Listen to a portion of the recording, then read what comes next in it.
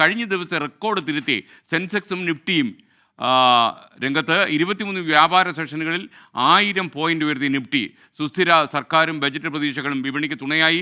4 ദിവസത്തിന് ശേഷം സംസ്ഥാനത്ത് സ്വർണ്ണവിലയും കൂടി. ഫൈനാൻഷ്യൽ ഡെസ്കിൽ നിന്ന് ക്രിസ്റ്റിന ചെറിയാൻ തത്സമയം ചേരുന്നു. ഗുഡ് മോർണിംഗ് ക്രിസ്റ്റിന ചെറിയാൻ, വിവരങ്ങൾ.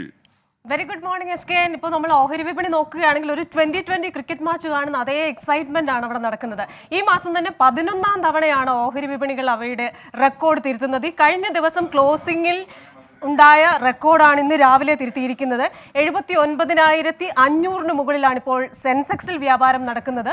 വെറും 3-4 ദിവസങ്ങൾ കൊണ്ടാണ് 1000 പോയിന്റ് സെൻസെക്സിൽ കൂടുന്നത്. അതുപോലെ തന്നെ നിഫ്റ്റിയിൽ 1000 പോയിന്റ് കൂടുന്നത് വെറും 23 വ്യാപാര സെഷനുകൾ കൊണ്ടാണ്. ഇവിടെ നമുക്ക് ഏറ്റവും ശ്രദ്ധിക്കാനുള്ളത് ബാങ്ക് നിഫ്റ്റി, രാജ്യത്തെ ബാങ്കുകളുടെ ആരോഗ്യം സൂചിപ്പിക്കുന്ന ഒരു ആരോഗ്യ മാപിനി എന്നൊക്കെ പറയാവുന്ന ബാങ്ക് നിഫ്റ്റി 52,939 ഇപ്പോൾ 53,000 ഇന്നലെ കടന്നിരുന്നു.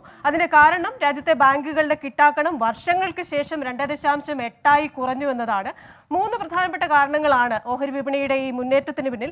ഒന്ന്, രാജ്യത്ത് സുസ്ഥിര സർക്കാർ വന്നു എന്ന സൂചന, അവർ പല നയങ്ങളും സുസ്ഥിരമായി എടുക്കും എന്നുള്ള സൂചന. 2, കഴിഞ്ഞ ദിവസം രാഷ്ട്രപതി ബജറ്റിൽ ചരിത്രപ്രധാനമായ ചില പ്രഖ്യാപനങ്ങൾ ഉണ്ടാകുമെന്ന് പറഞ്ഞിരുന്നു. അതുകൊണ്ട് തന്നെ വാരിക്കോരി ചെലവഴിക്കുന്ന ഒരു ബജറ്റായിരിക്കും എന്നാണ് നിക്ഷേപകരുടെ പ്രതീക്ഷ. പോരാത്തതിന് റിസർവ് ബാങ്ക് ഡിവിഡൻഡായി 2.11 ലക്ഷം കോടി രൂപ നൽകുകയും ചെയ്തു. അതുകൊണ്ട് തന്നെ ബജറ്റിൽ മൂലധന ചെലവുണ്ടാകും. മൂന്നാമത്, ഞാൻ ഈ പറഞ്ഞ ബാങ്കുകളുടെ ആരോഗ്യം മെച്ചപ്പെട്ടതും വിപണികളുടെ ഈ മുന്നേറ്റത്തിനൊരു കാരണമാണ്. അതേസമയം ഈ വിശാല വിപണികളിൽ കാണുന്ന നേട്ടമൊന്നും നിക്ഷേപകർക്കുണ്ടാകുന്നില്ല എന്ന പരാതിയുമുണ്ട്. ഇനി സ്വർണത്തിൻ്റെ കാര്യത്തിലേക്ക് വന്നു കഴിഞ്ഞാൽ തുടർച്ചയായ 4 ദിവസത്തിന് ശേഷമാണ് ഇന്ന് സ്വർണ്ണവില കൂടുന്നത്. 320,52,920 രൂപയാണെന്ന് പവന് വില.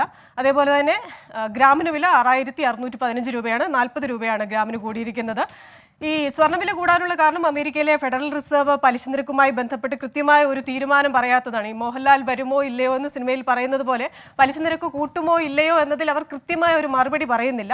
ഇന്നെന്തായാലും US-ലെ ചില്ലറ വിലക്കയറ്റ നിരക്ക് വരികയാണ്. അതിനുശേഷം എന്താണ് സ്വർണ്ണത്തിന് സംഭവിക്കുന്നതെന്ന് നാളെ നമുക്ക് നോക്കി കാണേണ്ടിയിരിക്കുന്നു. SKN. Okay, thank you Christina Cherian.